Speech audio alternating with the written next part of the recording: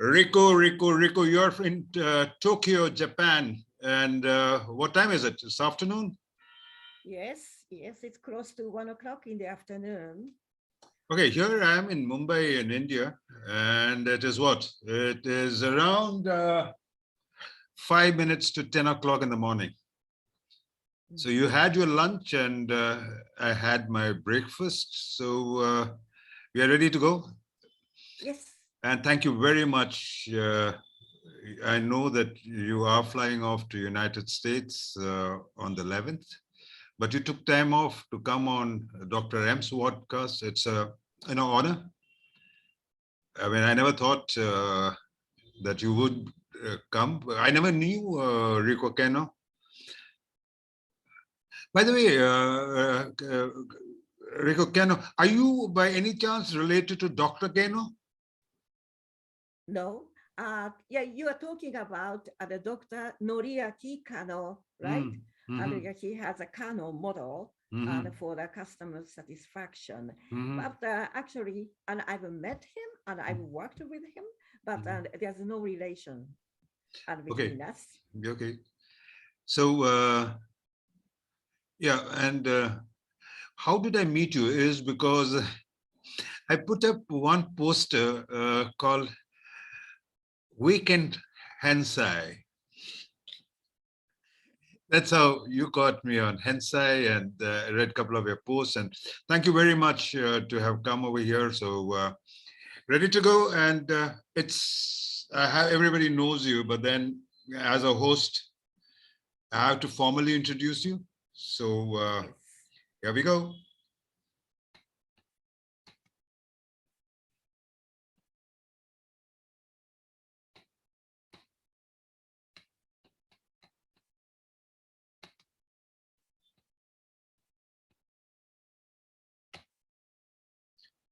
Reiko Kano, this is episode 20, and thank you very much for being here. And I like the topic which you have said, the real reason why Toyota production system conquered the world. Now it looks, well, I mean, people will be surprised what are we talking about. But we understand that it was the book that you wrote with the same title and the English version of it, of the Japanese book that you wrote for the Japanese people. We'll come to that because you're going to tell me everything what is there in this book, okay? It's a promise that you're going to tell everything which is there in this book? Yes. Don't hide anything, because I will buy this book, but I won't know how to read Japanese. So you got to tell me all the stories, right, which is there.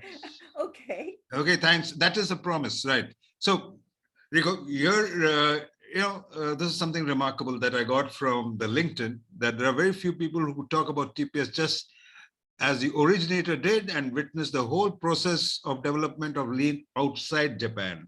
And you are one of them. You are the one, okay?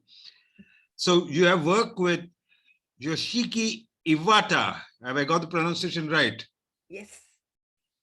Yeah, please check me if my pronunciation goes wrong. And I got an excuse that I'm from India, so sometimes it goes wrong.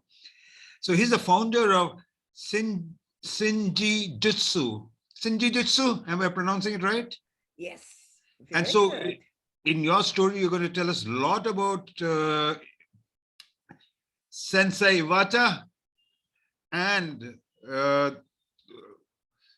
how did you form this amazing team of Shingijutsu? Because most of the people that I have come across globally are trained by them, and they're very proud that they get trained by them. So I would love to hear the story. Going further, here you are, the founder of Shingijutsu with Taiichi Ohno, and there we go, born in 1934.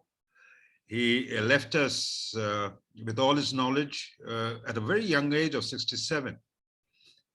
And it's amazing that they spent a lot of time together for evolving the Toyota production system, Iwata and Taiichi Ohno. Am I right? Yes. Yeah? Okay, so there you go. And there is Taiichi Ohno for you. everybody knows these dates by heart across the globe. And you worked with Shingo too, isn't it? You met him, you worked with him, Reiko? Yes.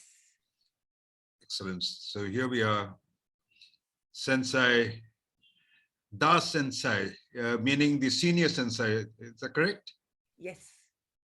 A great sensei. Great Sensei. Okay, he's great Sensei. Yeah. So he is born in Saga City, Japan.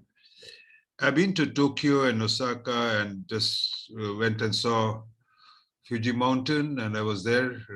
Apart from that, I was only in the Gembas and not much sightseeing. But once you come back to Japan from United States, please invite me over there. I'll come and please take me across wherever you want in Japan. Yes. That's again another promise. There are two promises you have made. Okay, Riku? Okay. Okay. Okay. So here is Iwata with Taiichi Ohno. It's a very rare photograph. Okay, I've never seen this before. And you have been with him for many, many years. Yes. I think 15 years you have been with him. 15 Nearly years, 15 yes. years with 15 Iwata. years. Yeah. So tell me something about this. This is Ohno giving advice on the Gemba, and Iwata is standing there on the right-hand side. And you have told me that Iwata told you that Taiichi Ohno wanted him to act as an interpreter.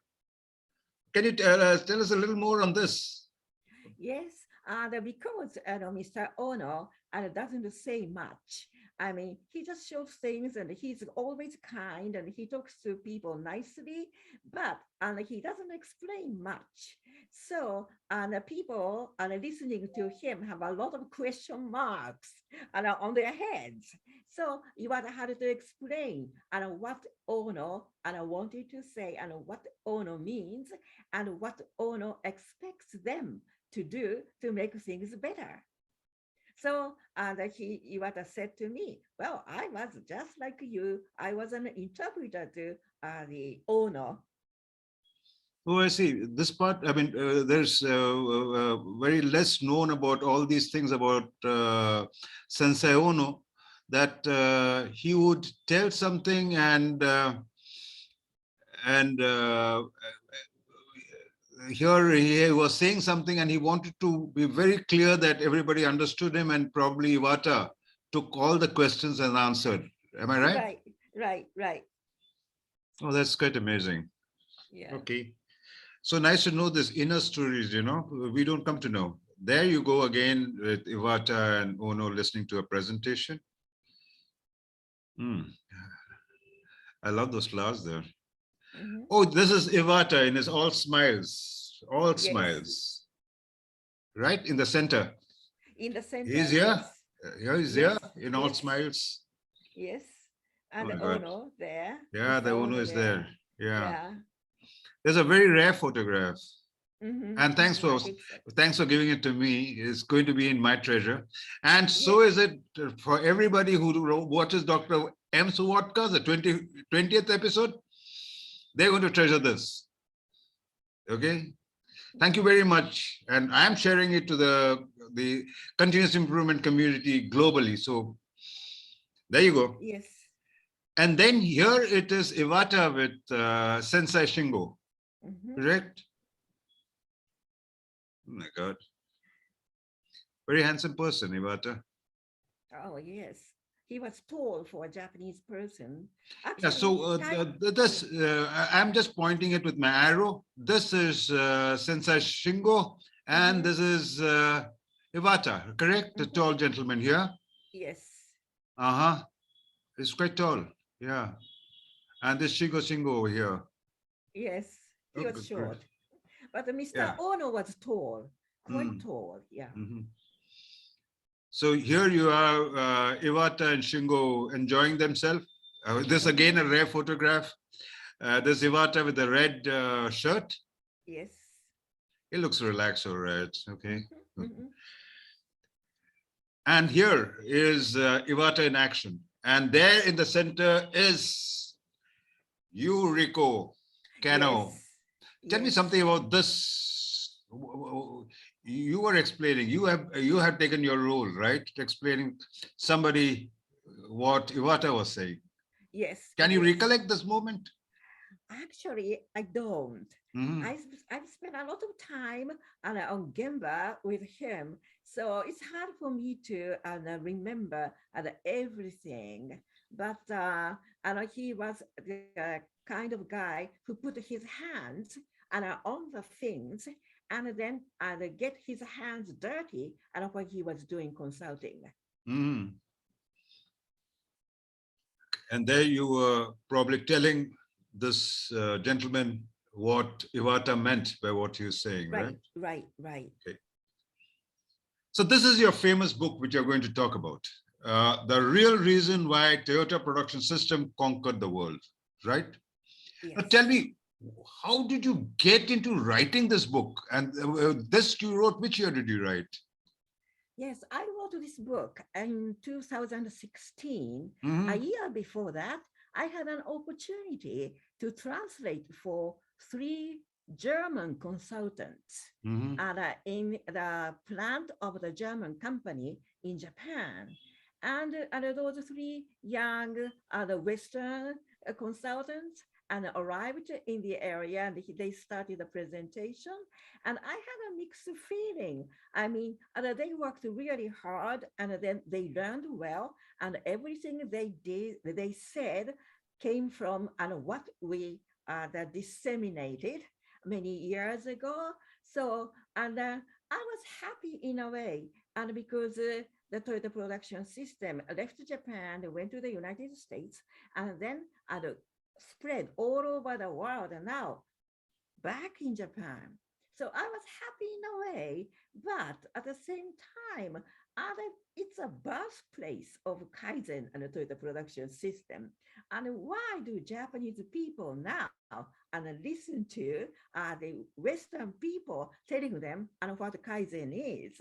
So I thought I need to let Japanese people know that Lean was started here in Japan. And then who took them out? And then who spread it?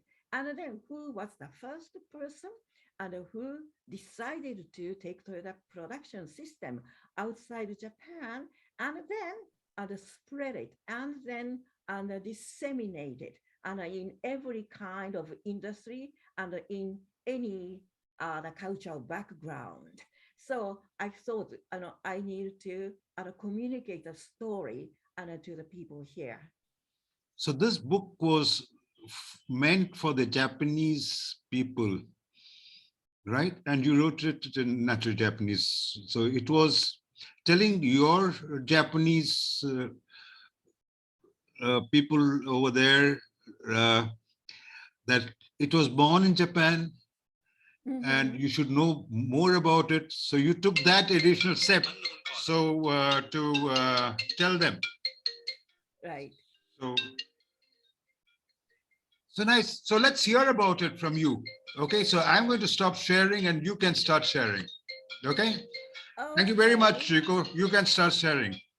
Okay. That's very nice that that you tell people that this came from Japan and you should know more about it. Mm-hmm. I'm glad that you wrote it because Yes. now I And can see it. actually, I wanted to have it translated into English, and so that those younger consultants are in the lean world know and how the lean came to the world. So I'm looking forward to the opportunity to have it translated into English. But so that's why I started writing the posts on LinkedIn because the stories I write there are already in this book Mhm. because younger people don't know. I mean, I was talking about those three consultants are coming from the Netherlands, and then they explained what SMED was, for example, and I then explained SMED, and then I asked them if they know what SMED stood for, and then who invented it and who called it SMED, but they didn't know. They just SMED as the SMED, the quick change over technology. So I would like to write a book in English too, and using the stories I've already written for Japanese people. Yeah, you got a lot of opportunities. Yeah. Yeah, and I would love. I think you should do it the faster the better, so that I can read it. Now, I think I'm the first person whom we are sharing this with on the Vodcast, and on it is going on the LinkedIn. Mm-hmm. I'm the first guy, so I'm a lucky person, right? Oh, right. Yeah, you are the first guy. Yes. Oh, Yes, great! Now you are. share the story. Come on, I can't wait, and I'll publish it today itself on LinkedIn.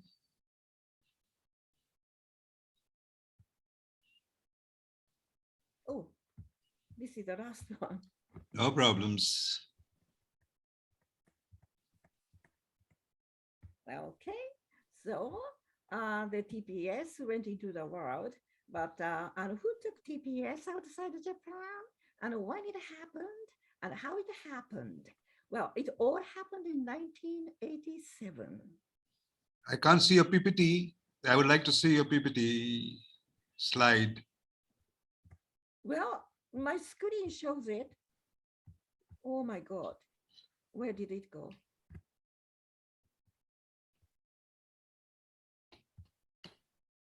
Can you see it? No, I can't see it. Now I can see it. That's okay.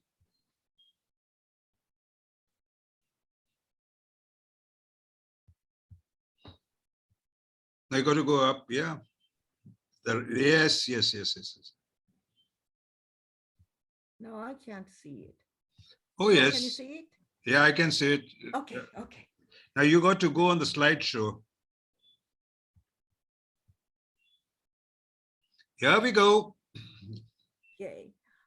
You got to go to the first slide, I think. Oh, this is in 1987. You have to go to the first slide, I think. Yeah. Yeah. Little on top. Yeah. One more slide above, I think. One more slide above. Yes. This is where the story starts, from 1987 to 2016. TPS left Japan. All yours, Reiko, all yours. Please tell me the story. Yes, and 2016 is the year I wrote this book, and the 2015 is the year and when I met those three consultants from Europe. And then in 1987, the first TPS Gemba Kaizen seminar was held in the United States.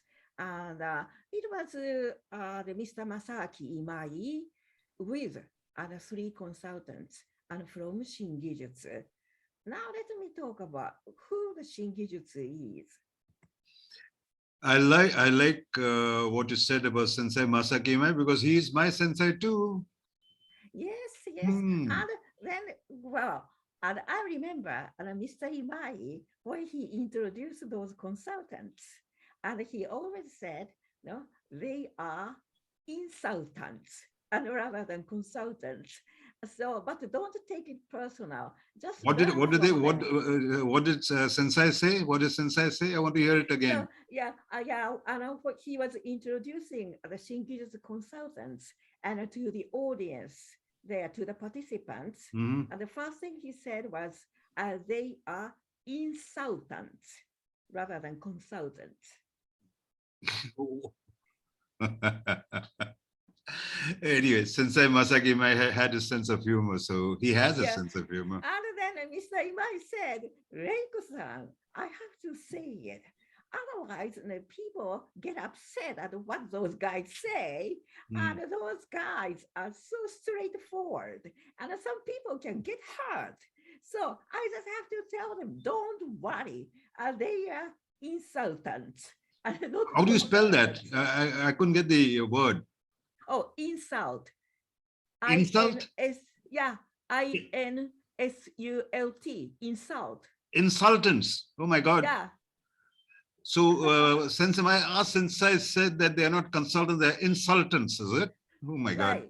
Right. So, what did he mean by that? Oh, whatever they say, don't get personal. Just try to learn the Uh-huh. essence of what they want to say. Mm-hmm. So because later I'll talk about the their style, Shingijutsu style was Yeah. to take a horse unwilling to drink the water and then make them drink, right? So Yeah, that's let's what the hear it because I can get the feel of it from Sensei Masaki Mai. Okay, go ahead, Riku. Let's hear. right. So the participants just laugh, right? And why Imai says, let me introduce these consultants, but actually they are insultants, no, not the consultants.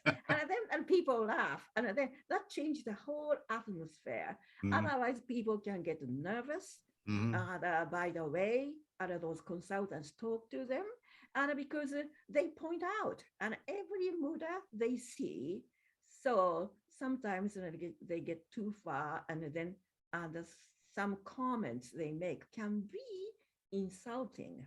So just to get the participants prepared, and Mr. Imai said the joke, and I mhm, like the joke very much. mhm, Mm. And the Shingijutsu was founded by three Japanese people in 1987.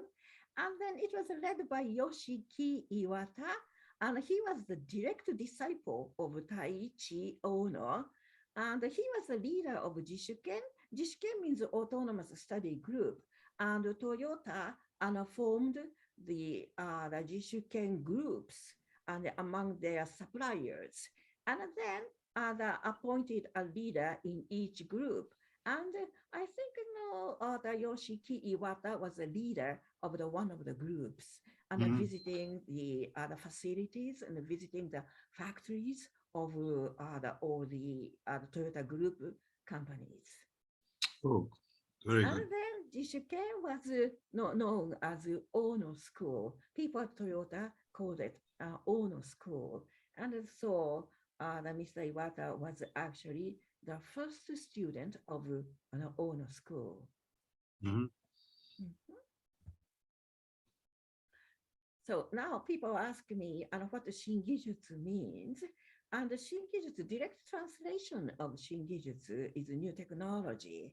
And then this is what I heard from Iwata.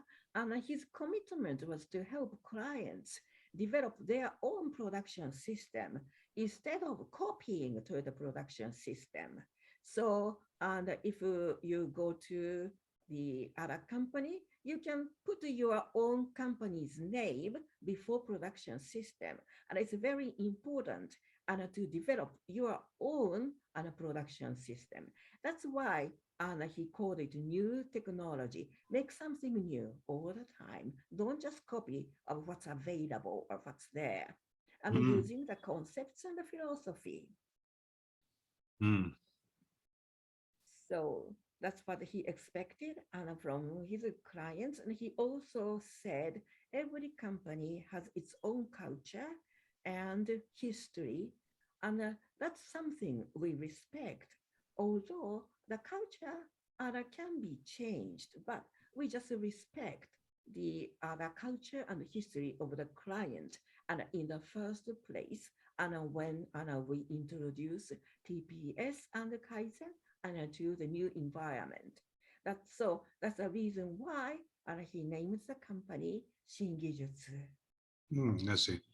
So, all what I mean, there was a freedom to evolve their own system, which is based on the principles of Toyota production system Right, right. that is suiting their culture. That is Yeah, the freedom that is given. right, right. Hmm, So and make it suitable to the needs of the company. hmm, So needs of the company can vary. So what Toyota needs may not be what's needed by other company, but you need to develop your own production system. That's what he intended to do. hmm.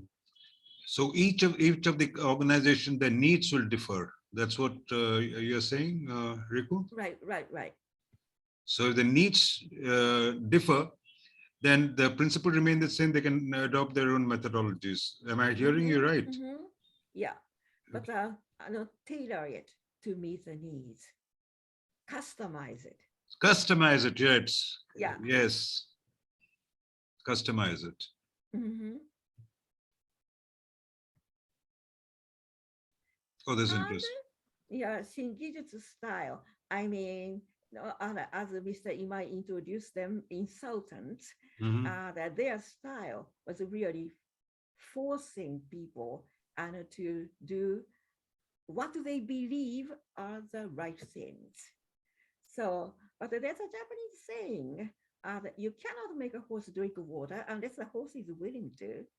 But Mr. Iwata said, well, but we just take a horse to the river and force it to drink the water. Until you taste it, you don't know how tasty the water is. Actually, at the time, Toyota production system was new to almost anybody outside Japan. And so, and he had to take this strong action. And even though it looked forceful, but he had to do it this way. And he needed to show the confidence about the TPS. And so, and he just and make people do it without excuse. That's what he I did. think you should say that loudly so that they understand what he meant. That unless you taste the water, Yeah, you don't know like how tasty it is. Yeah, hmm. but it was new and nobody knew what the TPS was. So they just until they experience it, they don't know if the TPS tastes good or not. So you taste the TPS, you do the TPS, and then you decide, right? Right, right, right. And then there are people like the famous person is Art Byrne, and he was working for the other one of the our first clients. And then, but there was somebody like him who enjoyed the taste of the water. Like so, You're talking about then Art Brand, right? yeah, Art Byrne, yes, Who was yes. in Denver. Danaher, yeah, at Danaher, the top management of Danaher enjoyed the taste of the water, and then they thought it would work for them. But and then they promoted it, and My and we, my lean mentor is uh, Mr. Mark Deluzio, who worked yes, with Art, and he is the architect of Denver Business System. mm-hmm, So he is my mentor, uh-huh, is Mark Deluzio. So nice that you mentioned Art's name so that I can connect to Mark Deluzio and Art and yes, and I know Mark, uh-huh. yeah, so Mark is another person we both know. I mean, the Dr. M and I met recently, but Mm. we have a lot of people. We know a lot of people in common. And Yes, Mark yes, dedicated. yeah. When you came in 1997 to India, you Mm-hmm, were with my employer, Crompton Greaves, mm-hmm, and you visited one of our plants in Ahmedabad. yes. And I was sitting in the same corporate office where you met our chairman, Mm-hmm, Mr. Noria. yeah. I don't remember his face, but his No, name is so sounds so familiar to me. yeah. So yes, I like this. That unless you taste the water, uh, Mm-hmm. it's not whether you're willing or not. You taste the water first and do it. Right, right, Yeah, okay, right. let's go ahead. I enjoying the story. Yeah. Hmm. Yes, I'd like to share a little episode. And this is about a worker, I mean, operator on the floor. And then he was not involved in the beginning, but he was just watching and what we were doing. And we were right on Gemba. And then we were working with the other operator and then teaching him how to do one piece flow.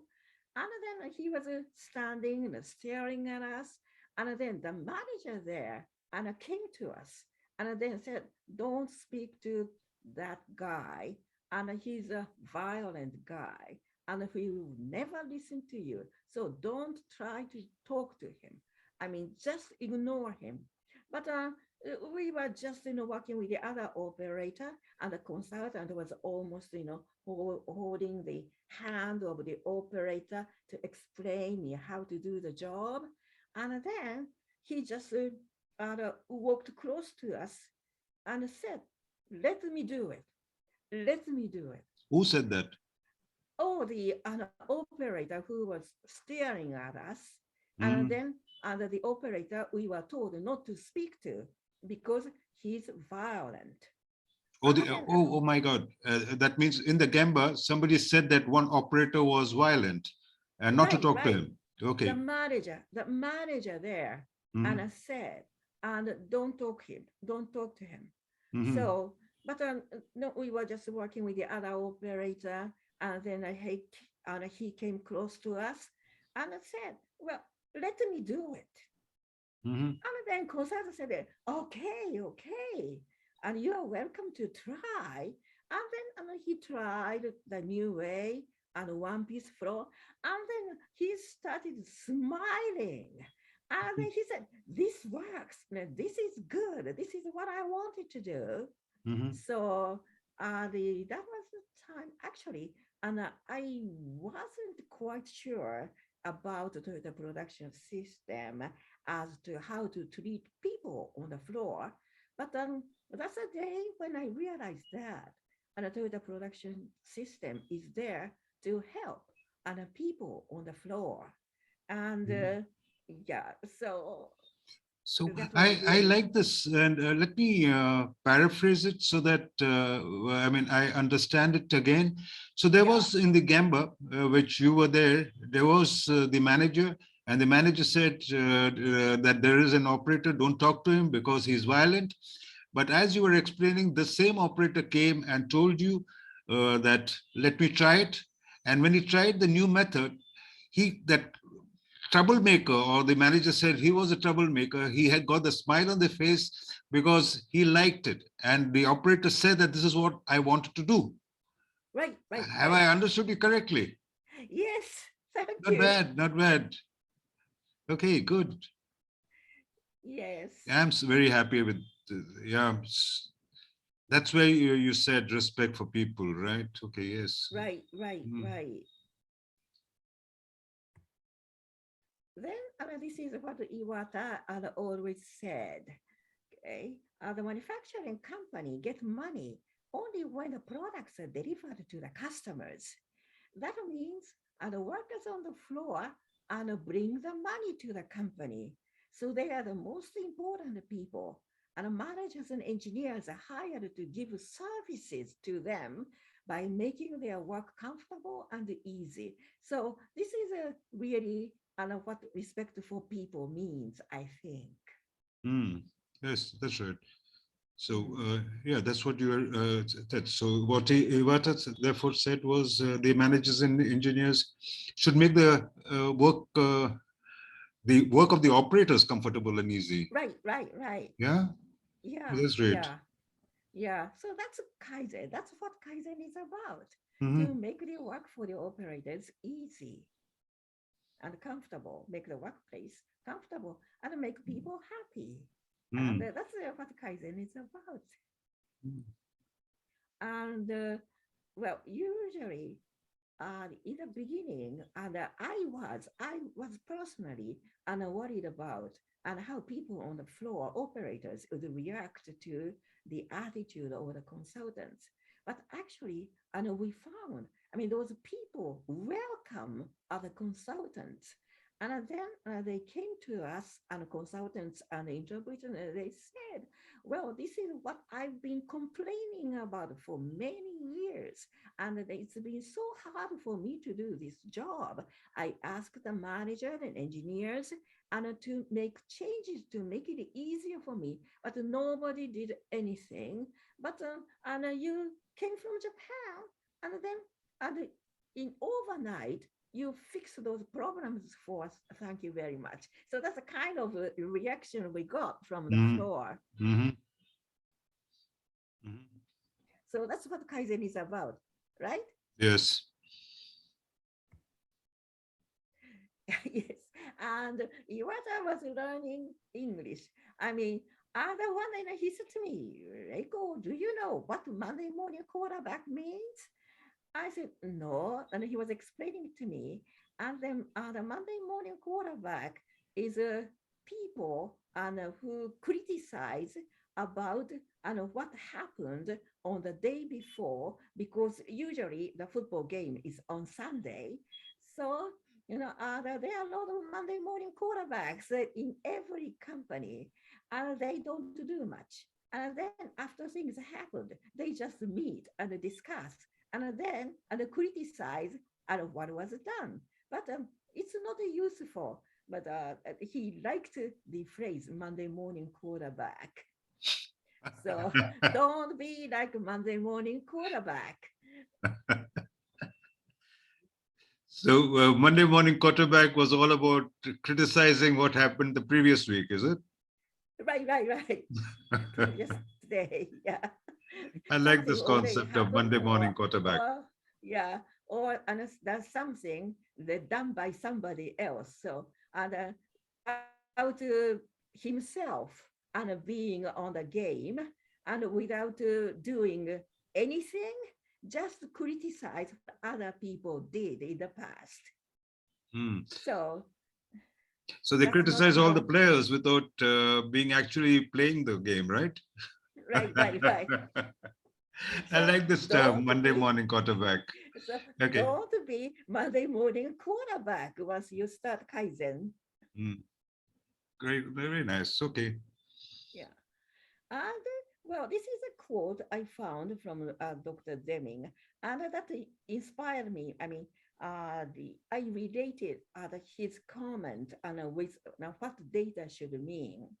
And well, without data, you are just another person with an opinion. Yes, in the world of TQM, and they are trained to talk about things with numbers, things and data. So every employee is trained to use the QC and 7 tools, and then how to collect the data. So data is important.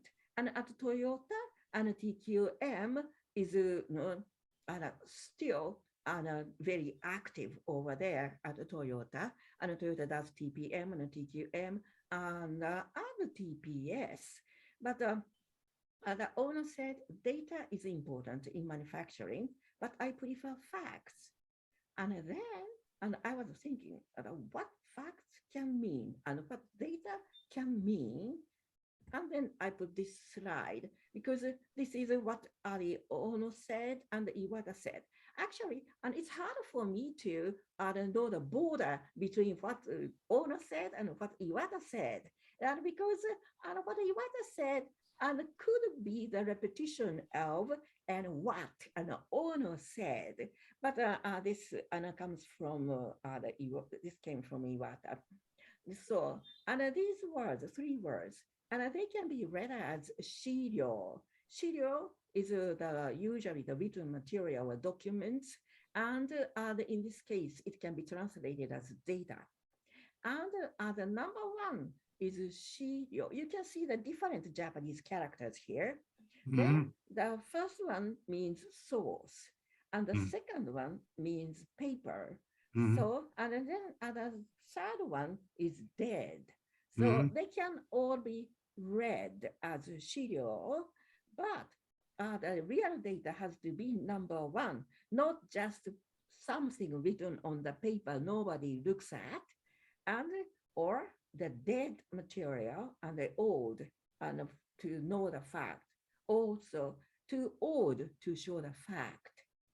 Mhm. Hmm. Yeah. So, and this is what Iwata said.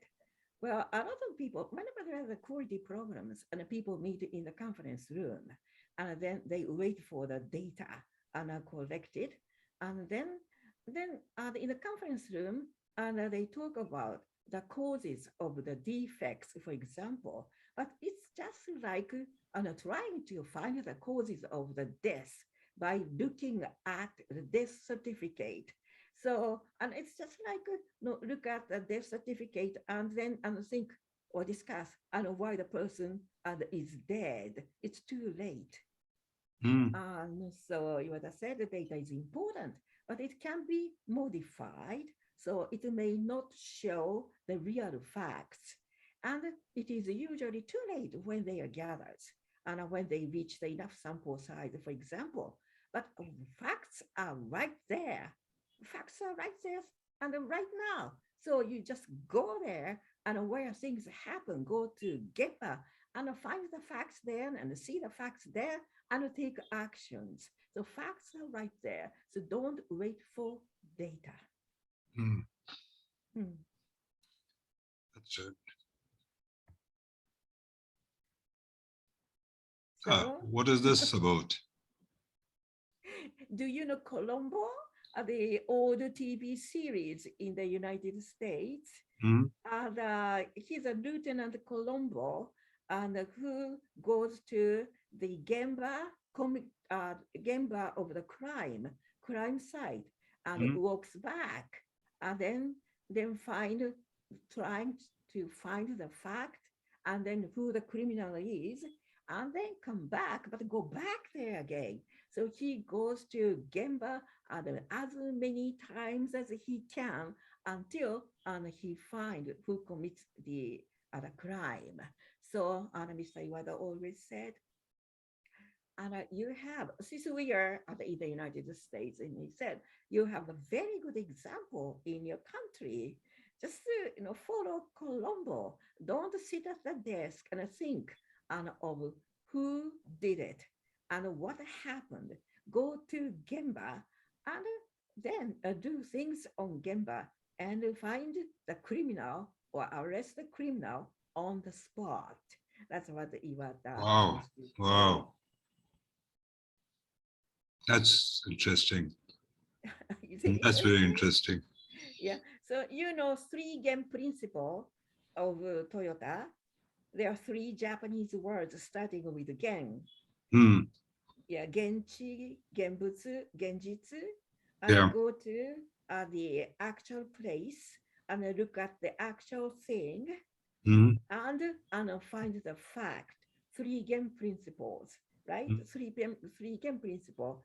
And that's really what Colombo does. And Colombo goes to Gemba, and the Gemba where the crime took place, and then ask questions and find who did it. So he always said, be Colombo. Excellent. Yeah. So this is another saying he made. And he said, hide the plate instead of chasing the cat away. I mean, the cat comes here to get the fish, and you try to chase the cat away. But if you don't hide the plate, as long as the plate is there, the cat comes back again. So instead of chasing the cat away, just simple thing you do is to hide the fish. So the problem doesn't occur anymore. Oh, I see. I think you should repeat that again. So what I understand you saying is that you remove the plate, that means you remove the problem, right? Or the source of problem. Right. Well, yeah, that can be interpreted that way. Yeah. So yes, there is something that makes the cat come back. And if you don't solve it, if you don't eliminate, if you don't remove it, and a cat will come back.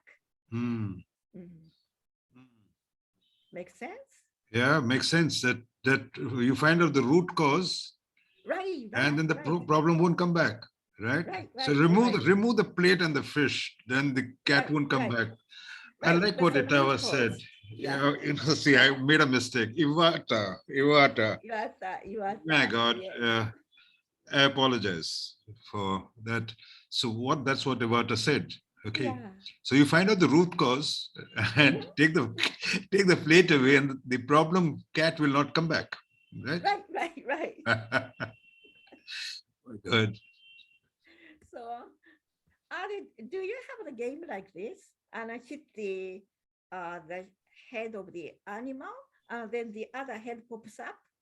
Yes, there is a animation game. Yes, there is. So, and this is what he said. Well, and if hit the head, and then and you think you solved the problem, but another head comes up, and you hit the head, and then, but the other head comes up, and then all the other heads can come up at any time. So, and you think that hitting the head solve the problem, but that's not. Just put the head of the animal and then close the hole, so and it won't happen again. That's what he meant. So it's similar to the cat. Yeah, that's very interesting. So it is not only hitting the cat, but hit the cat and you seal the hole, right? Right. Yeah. I like this. So, well, in many cases, okay, he said, when I stand on the floor and watching the maintenance guy, and they just, walk to the machine that had a trouble, and then they repair it, and then they walk back. But I just stopped them and said, well, and if you don't do anything, and you just fix it, it's a really a band-aid, and it's not the final solution. And then if you don't do anything more, and it will happen again. Mhm. So, and then that's what he said. So by talking about the heads of the hedgehogs, other hedgehogs, I mean hogs, just Mhm. hitting the heads of the hogs is not good enough. And then, so it's just like the maintenance guy and who comes to the machine, and then he thinks he's repaired, but he says it's not good enough. And make sure you prevent the recurrence. So the Mm. same problem will Mm. never happen again. Oh, lovely, lovely. That's a good example. I like it. Very nice. Yeah, we had to use all these examples. I mean, Mr. Iwata is always thinking like the Monday morning quarterbacks. And he Mhm. was thinking, and because we brought the something very new to all the people in the United States. So, and he tried to find the examples and the analogies and easy for people to understand. So this cat and this is one example. Yeah, excellent examples. I like this. I like the Monday quarterback also. Uh, Uh-huh. that is good. That as a spectator, without playing, you start criticizing, right? Right. After the game is over. After the game is over. So Yeah, after the Saturday game is over, right, the Monday morning, you come and criticize the players, right, and you were nowhere involved. You were a spectator, right? So that's what the right. Monday morning. I like that, Rico. That is quite that's what Iwata made it very simple for people to understand, Right. relating it to such games. Oh, yeah, this is the picture of the Yoshiki Iwata's son, Takeshi Iwata, and he's now the president of Shingijutsu Global Consulting, and then he's carrying over the philosophy of Taiichi Ohno and his father for the next generations.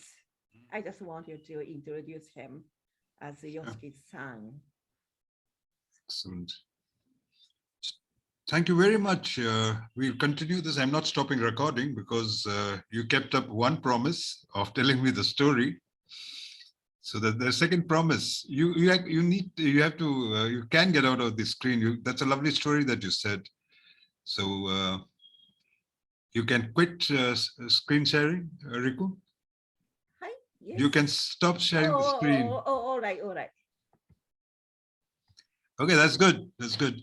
So that was a nice story, and I liked it. So the first promise, you told us a story, and there was second promise that when you go back to Japan, you're going to invite me to Japan. So that part of it is still pending. Yes. And when I go to India, Come to India.